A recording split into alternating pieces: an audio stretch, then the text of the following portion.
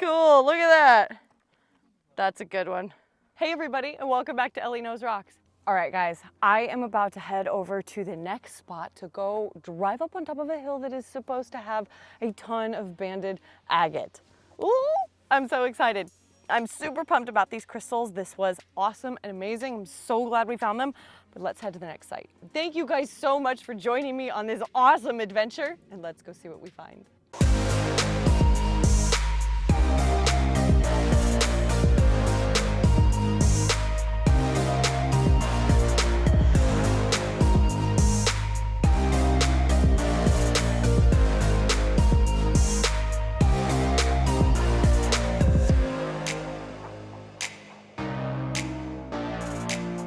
All right, we just pulled over at the next spot, and Steve wasn't kidding. We drove up and the whole place is glitter white. Check out what the ground looks like. It is everywhere. You have agate, you have druzy botryoidal with agate banding, you have boring white, and this guy's kind of cool. You could see little botryoidal with some water lines inside of that. All of this is in a rhyolite. So we're gonna find some really good pieces. Snag them, take them home. And supposedly there are some geodes out here as well, and some inappropriate shaped rocks. You know that we love those, so we're gonna find them. Oh yeah, there's a ton of stuff. Oops. All right, look at this. It was just kind of like this, regular.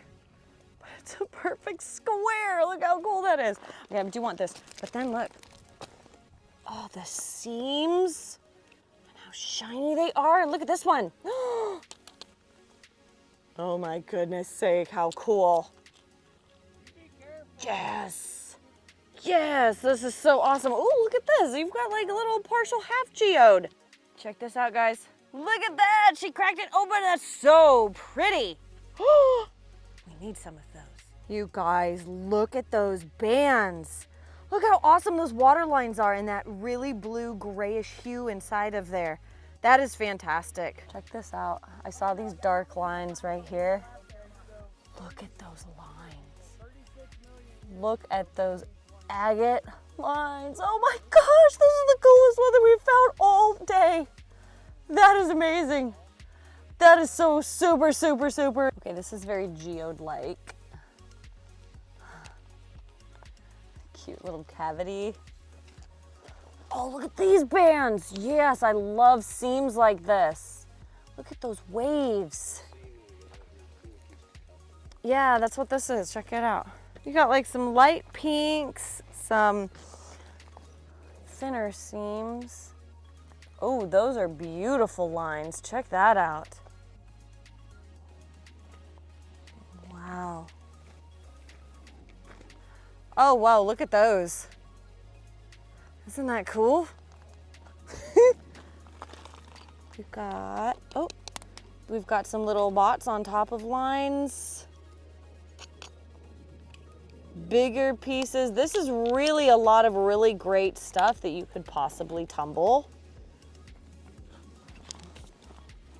Everybody loves a good agate in a tumbler. They always come out beautiful, they always come out shiny, and you're never disappointed, which is fantastic. Oh, I thought we had an inappropriate shaped rock. We were so close, so close. That's what all this stuff is, some of it. That is in situ. Ooh, big old slabs of it. Look at this is blue. Look at that, guys, it's blue.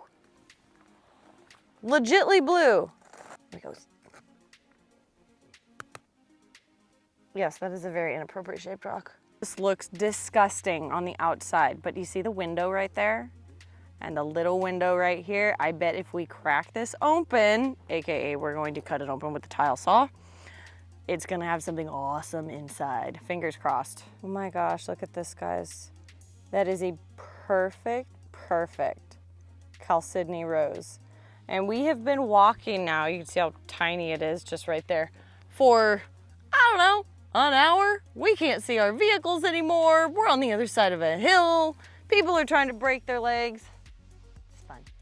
So we're gonna walk down that road or this little wash right here next and back up over to our vehicles. And then I think we're calling it a day. No, I'm not showing it because it's juvenile and probably sick. It's too tiny. But it's beautiful. Oh, wow, that is definitely an inappropriate shaped rock. That is cool, look at that. That's a good one. We've got our onlookers of our beautiful, beautiful day and a breeze. Lake Havasu in the background. This is rock hounding, guys. This is rock hounding Lake Havasu. Woohoo! All right, I would love to put this in my bag. Look how perfectly round it is. Like, it's amazing. It's in a big piece of rhyolite, which I'm gonna try to crush the rhyolite and pop this out. If I can't, it's not coming home, but it's really cool looking. Look at how cool that is. I popped it out. Ah! That is pretty freaking cool. Isn't that neat? It's like the perfect little round pocket, and it just jumped right out as soon as I hit the rock. You guys, check this out. Now, is this gnarly or what? I mean, look at that. We've got a full roundy right there. Equestrian. With some really stabby things in there. Nothing is going inside that. And that is a hilarious piece. It looks almost like a peace pipe, right? If you hold it this way. This is hilarious. I hope you guys appreciate that. We're gonna take it home, clean it up, and see what it looks like afterwards. So we're gonna soak this in some water and some iron out for about 12 hours. Always remember to soak your crystals in iron out in warm weather, not cold weather. Cold weather will have an adverse effect on the iron out and will turn the crystals black. So just be careful with that. But we'll see this in a bit. This is truly one of the best transformations I've seen in a really, really long time. Look how amazing that is. That cleaned up so well.